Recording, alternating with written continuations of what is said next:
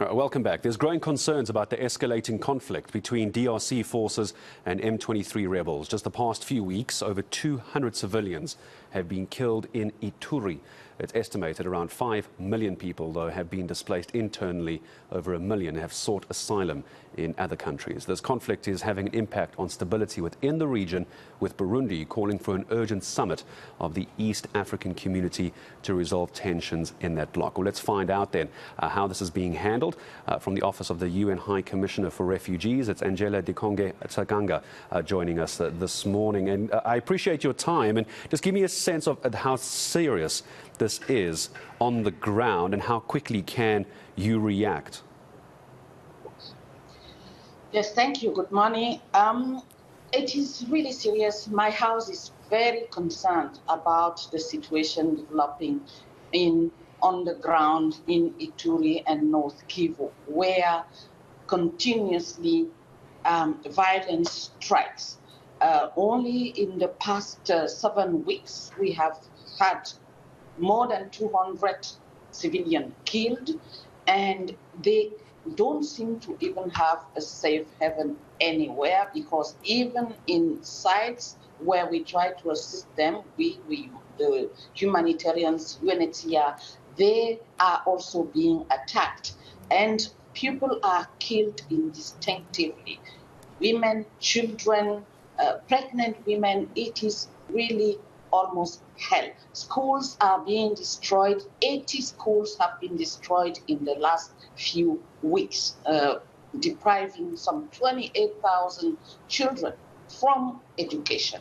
And this has been going on, as you may know, for almost 3 decades now. The renewed violence started only as of March 2022, and since then, some more than 500,000 have been further displaced. And so many houses have been destroyed, so many livelihoods.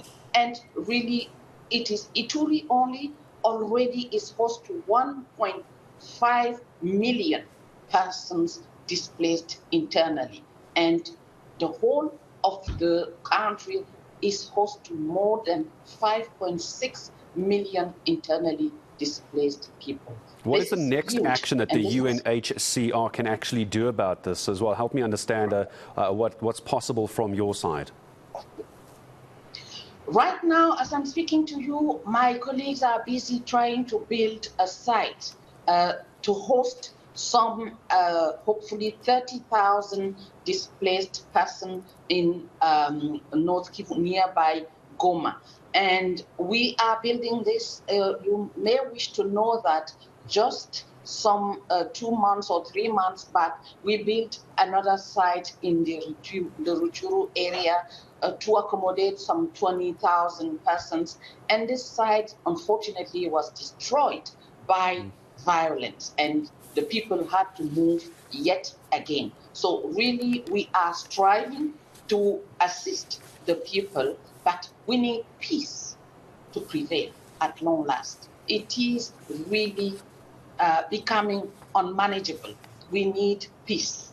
We need all the stakeholders to join hands and to agree for peace to prevail, because we really cannot continue endlessly trying to accommodate, to feed, to educate people who are endlessly displaced. Do you get the impression that the East African Community Bloc can actually assist in bringing about peace? Do you think there's a political solution here from the bloc? They can definitely do it so long as they want it genuinely. So we need genuine political will to indeed assist with the end to this conflict. They surely would have the ability to do so, so long as they're all agreeing on one goal: peace. Let them all agree that peace needs to prevail in DRC and also in the sub-region, and everyone would definitely find keen or lasting interest into that. At least our displaced people are just praying that peace would prevail anytime soonest. And just very briefly, as I say goodbye to you, forgive me for interrupting, as I say goodbye to you, what support, if necessary are you getting from countries in the region? What other support do you need as the Commission for Refugees? Well, we need the advocacy of the political will of everybody. We are very grateful for the Pope for having been here. As you know, he just crossed from here to Juba yesterday, and DRC and Juba are the two the two biggest IDPs situation on the continent, and we do hope that the passage of the Pope would do some trick and would really speak to the stakeholders so that they can go towards the peace path. And what I, as UNHCR, really need is funding, support, because last year, out of $225 million that I needed to assist hundreds of thousands IDPs, I only got 46% of it. Just about 112 million.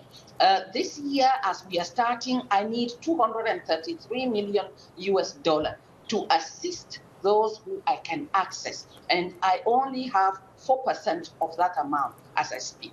So really, the whole world is called to further commit to assist the IDPs in DRC and also to work for peace. This is our call, and this, I believe, is really the call from all of the IDPs who we represent here. I thank you so much for your attention.